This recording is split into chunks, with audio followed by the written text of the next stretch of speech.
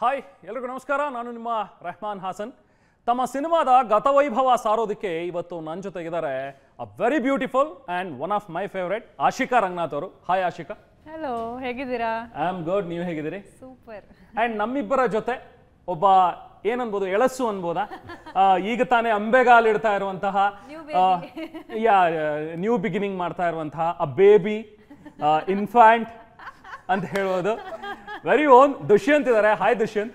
ನಮಸ್ಕಾರ Rahman sir. Dushyant junior ಅಂತ ಹೇಳಂಗೆ ಇಲ್ಲ, ಯಾಕಂದ್ರೆ ಹಿಂದಿನ ಇಂಟರ್ವ್ಯೂ ನೋಡ್ತಾ ಇದ್ದೆ ನಾನು, ಹೊಸಬ್ರಾದ್ರೆ ಮಾತಾಡೋದಕ್ಕೆ ಅಂಜ್ತಾರೆ. ಬಟ್ ದುಷ್ಯಂತ್ ನಾವಿಬ್ರಿಗಿನ್ನ ಚೆನ್ನಾಗಿ ಬೇಕಾದ್ರೆ ಒಬ್ರನ್ನ ಕೂರ್ಸಿ, ಯಾರು ಮಾತಾಡ್ ಬರ್ದಿರೋರ್ನು ಕೂರ್ಸಿದ್ರೆ ಮಾತಾಡ್ಸ್ಕೊಂಡು ಕೂತ್ಕೋತಾರೆ ಅಲ್ವಾ? ದುಷ್ಯಂತ್ ಎಲ್ ಕಲ್ತ್ರಿ ಈ ಮಾತನ್ನ? ಅಪ್ಪನಿಂದ ಬಳುವಳಿ ಬಂದಿದೆ. ಇಲ್ಲ ಸರ್, ನಿಮ್ನೋಡೆ ಕಲ್ತಿದ್ದೀನಿ. ಇನ್ಫ್ಯಾಕ್ಟ್ ನಮ್ಮ ವೀಕ್ಷಕರಿಗೆ ಹೇಳ್ಬಿಡೋಣ, ಗುಬ್ಬಿ ಶ್ರೀನಿವಾಸ್ ಅವರ ಪುತ್ರ ದುಷ್ಯಂತ್ ಶ್ರೀನಿವಾಸ್ ಅವರು ಸಿನಿಮಾದಲ್ಲಿ ಅದೃಷ್ಟ ಪರೀಕ್ಷೆಗಿಳಿದಿದ್ದಾರೆ. ದುಷ್ಯಂತ್ ಇದೇನು ಟ್ರೆಂಡಿಂಗ, ಎಲ್ಲ ರಾಜಕಾರಣಿಗಳ ಮಕ್ಕಳು ಹೀರೋ ಆಗೋದು ಅಂಥೇಳಿ. ನಿಖಿಲ್ ಬಂದರು, ಆಮೇಲೆ ಜನಾರ್ದನ್ ರೆಡ್ಡಿ ಮಗ ಕಿರೀಟಿ ಅವರು ಕೂಡ ಬಂದಾಯಿತು, ಚಲುವರಾಯಸ್ವಾಮಿ ಅವ್ರ ಮಗ ಬಂದರು, ಎಚ್ ಎಂ ರೇವಣ್ಣ ಅವ್ರ ಮಗ ಬಂದರು, ಸೊ ಜೈದ್ ಖಾನ್ ಬಂದಿದ್ದಾರೆ, ಸಮೀರ್ ಅಹಮದ್ ಖಾನ್ ಮಗ. ಈಗ ನೀವು ಇದೆಲ್ಲದಕ್ಕಿಂತ ಮುಂಚೆ ಇನ್ನೂ 3-4 ಜನ ಬಂದು ಹೋಗಿದ್ದಾರೆ. ಅವ್ರು ಬಂದ್ರ ಹೋದ್ರ ಅಂತ ಗೊತ್ತಾಗಿಲ್ಲ, ಅದೇ ಬೇರೆ ವಿಚಾರ. ಏನಂದ್ರೆ ಎಲ್ಲರದು ಪ್ರಯಾಣ ಬೇರೆ ಬೇರೆ ಇರುತ್ತೆ. ಅಫ್ಕೋರ್ಸ್ ನಾವು ಯಾರೇ ಆಗಿದ್ರು ಅರ್ಜಿ ಹಾಕೊಂಡು ಹುಟ್ಟಿರಲ್ಲ ಇದೇ ಮನೇಲಿ ಹುಟ್ಟಬೇಕು ಅಥವಾ ಇದೇ ಕುಟುಂಬದಲ್ಲಿ ಹುಟ್ಟಬೇಕು ಅಥವಾ ಇದೇ ಪ್ರೊಫೆಷನ್ ಮಾಡಬೇಕು ಅಂತ. ಬೆಳೀತಾ ಬೆಳೀತಾ ಅವ್ರವ್ರ ಆಸೆ ಆಕಾಂಕ್ಷೆಗಳು ಹೇಗಿರುತ್ತೋ. ಈಗ ನಮ್ಮ ತಂದೆಯವರು ಯಾವುದೋ ಸಣ್ಣ ಒಂದು 15-20 ಮನೆ ಇರುವಂಥ ಒಂದು ಮಜರೆ ಗ್ರಾಮದಲ್ಲಿ ಹುಟ್ಟು ಬಂದಿರೋವಂಥವ್ರು. ಅವ್ರ ಮನಸ್ಸಿನಲ್ಲೂ ಏನೋ ಒಂದು ಆಗ್ಬೋದು ಇಷ್ಟು ದೊಡ್ಡ ಮಟ್ಟದಲ್ಲಿ ಅಂತ ಅವ್ರಿಗೆ ನಿರೀಕ್ಷೆ ಇರಲಿಲ್ಲ. ಭಗವಂತನ ಕೃಪೆನೋ ಅವ್ರ ಶ್ರಮನೋ ಜನ ಅಲ್ಲಿವರೆಗೂ ತೊಗೊಂಡೋಗ್ಬಿಟ್ಟಿದ್ದಾರೆ. ಹಾಗೆ ನಾನೊಬ್ಬ ಚಿತ್ರನಟ ಆಗ್ಬೋದು ಅಂತ ನಾನು ಯಾವತ್ತೂ ಅಂದ್ಕೊಂಡಿರಲಿಲ್ಲ. ಆದರೆ ಪ್ರಯಾಣ, ನಾನು ಚಿಕ್ಕ ವಯಸ್ಸಿದ್ದಾಗಿದ್ದ ನಾನು ನಾಟಕಗಳು ಮಾಡ್ತಾಯಿದ್ದೆ, ಏಕಪಾತ್ರಾಭಿನಯಗಳು ಮಾಡ್ತಾಯಿದ್ದೆ. ಅದಾದ ನಂತರ ಒಂದು ವಯಸ್ಸು ಬಂದ ಮೇಲೆ ಬೀದಿ ನಾಟಕಗಳು ಮಾಡೋಕ್ಕೆ ಶುರು ಮಾಡಿದೆ. ನಾಟಕಗಳು, ಮಾರ್ಷಲ್ ಆರ್ಟ್ಸು, ಜಿಮ್ನಾಸ್ಟಿಕ್ಸು, ಡ್ಯಾನ್ಸು, ಅಭಿನಯ ಶಾಲೆಯಲ್ಲಿ ತರಬೇತಿಗಳು, ಇದೆಲ್ಲದೂ ತಯಾರಿ ನಡೆದು ಭಾಳ 7-8 ವರ್ಷಗಳ ತಯಾರಿ ಇದೆ. ಇವತ್ತು ಗತವೈಭವ ಮಾತ್ರ ಕಾಣ್ತಿದೆ, ಇದ್ರ ಹಿಂದೆ 8 ವರ್ಷದ ಪ್ರಯಾಣ ಇದೆ. Okay okay. ಆಶಿಕಾ, 10 ಇಯರ್ಸ್ ಆಯಿತು ಸಿನಿಮಾ ಇಂಡಸ್ಟ್ರಿಗೆ ಬಂದು. ಈಗ ಮತ್ತೆ ಸುನಿ ಜೊತೆಗೆ ಮತ್ತೆ ಕಾಂಬಿನೇಷನಲ್ಲಿ ಬರ್ತಾ ಇದ್ದೀರಿ. ಏನು ಸುನಿ ಮತ್ತು ನಿಮ್ಮ ಕಾಂಬಿನೇಷನ್ ಮ್ಯಾಜಿಕ್ ಇದು? ಪ್ರೀವಿಯಸ್ ಸಿನಿಮಾನು ಮಾಡಿದ್ರಿ, ಮತ್ತೆ ಈಗ ಒಂದು ಸೆಕೆಂಡ್ ಸುನಿ ಜೊತೆಗೆ ಏನಾದರೂ ಅಗ್ರಿಮೆಂಟ್, ಕಾಂಟ್ರಾಕ್ಟ್ ಸೈನ್ ಆಗಿದೆ? ಸುನಿ ತಂಗಿ ಅಂತ ಹೇಳಿದ್ರಲ್ಲ, ಅದೇ ಅದೇ ಅದೇ ಅಣ್ಣ ತಂಗಿ ಕಾಂಟ್ರಾಕ್ಟ್ ಆಗಿದೆ? ಇಲ್ಲ ಹಾಗೇನೂ ಇಲ್ಲ. ಐ ಡೋಂಟ್ ನೋ, ಅದೊಂದು ಕಂಫರ್ಟ್ ಝೋನ್ ಇದೆ.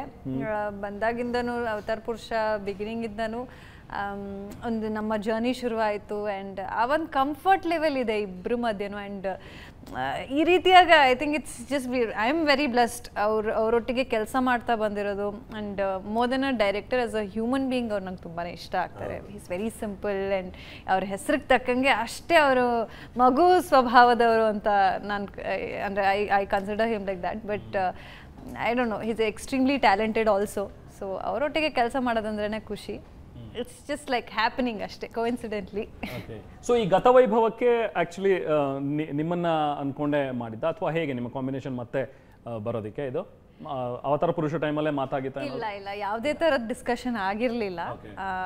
ಐ ಥಿಂಕ್ ಅವತಾರ ಪುರುಷ ಟೈಮಲ್ಲೂ ಅಂದರೆ 2 ಪಾರ್ಟ್ಸ್ ಆಗುತ್ತೆ ಅಂತ ಗೊತ್ತಿರಲಿಲ್ಲ. ಅದು ಒಂದು ಸಿನಿಮಾ ಅಂತಲೇ ನಾವು ಒಪ್ಕೊಂಡು ಮಾಡಿದ್ದು. ಅದು ಫಸ್ಟ್ ಟೈಮ್ ಆಗಿತ್ತು. ಅದು ಫಿನಿಶ್ ಆಗಿ ಐ ಥಿಂಕ್ ಇವರೊಟ್ಟಿಗೆ ಅವ್ರು ಅಂದರೆ ಈ ಸಿನಿಮಾ ಡಿಸ್ಕಷನ್ ಆದಮೇಲೆ ಓಕೆ ಯಾರು ಈ ಪಾತ್ರಕ್ಕೆ ಸೂಟ್ ಆಗ್ತಾರೆ, ಈ 4 ಪಾತ್ರಕ್ಕೆ ಸೂಟೇಬಲ್ ಇರಬೇಕು, ಹಾಗೆ ಕನ್ವಿನ್ಸಿಂಗ್ ಅನಿಸ್ಬೇಕು ಅಂತ ಅಂದ್ಬಿಟ್ಟು. So I am very glad ಈ 4 ಶೇಡ್ನ ಪಾತ್ರಕ್ಕೆ ನನ್ನನ್ನು ಆಯ್ಕೆ ಮಾಡಿಕೊಂಡ್ರು ಅಂತ. ಅದು ಪ್ರಾಬಬ್ಲಿ ಇಟ್ ವಾಸ್ ಜಸ್ಟ್ ಡೆಸ್ಟಿನ್ ಅಷ್ಟೇ. ದುಷ್ಯಂತ್ ಪ್ರೊಡ್ಯೂಸರ್ ಹಿಡ್ಕೊಂಡೇ ಇಂಡಸ್ಟ್ರಿಗೆ ಬಂದ್ರ ಅಥವಾ ಹೆಂಗೆ? ನೀವು ಅದು ಲಾಂಚಿಂಗ್ ವಿಡಿಯೋದಲ್ಲಿ ಒಂದು ನೋಡಿದ್ದೀನಿ, ಹೀರೋ ಲಾಂಚ್ ವಿಡಿಯೋದಲ್ಲಿ. ಅದು ನಿಜಾನಾ ಅಥವಾ ಏನದು? ಸರ್ ಅದು ಆ್ಯಕ್ಚುಲಿ ಮಾಡಾದ್ಮೇಲೆ ನಾವು ಸ್ವಲ್ಪ ಪ್ರೊಡ್ಯೂಸರ್ ಪಿಚ್ ಮಾಡಕ್ಕೆ ಶುರು ಮಾಡಿದ್ವಿ. ಆ ವಿಡಿಯೋ ಮಾಡಿದ್ದೇ ಪ್ರೊಡ್ಯೂಸರ್ನ ಹುಡ್ಕಕ್ಕೆ. ಇದು ನಂಬದ್ ಸ್ವಲ್ಪ ಕಷ್ಟ ಅಂತ, ಯಾಕಂದ್ರೆ 5 ಟೈಮ್ MLA ಗುಬ್ಬಿ ಶ್ರೀನಿವಾಸ್ ಅವರು ಇದ್ದಾರೆ ತಂದೆ. ಹೋಗ್ಬಿಟ್ಟು ಅಪ್ಪನ ಹತ್ರ, ಅಪ್ಪ ನನಗೆ ಮಾಡ್ಬೇಕು ಸಿನಿಮಾ ಅಂದ್ರೆ ಒಂದು 7-8 ಸಿನಿಮಾ ಹಾಗೆ ಪ್ರೊಡ್ಯೂಸ್ ಮಾಡ್ತಾರೆ. ಸಿಲ್ವಲ್ಲ ಮನೆಯಲ್ಲಿ, ಅದಕ್ಕೆ ಹೌದಾ?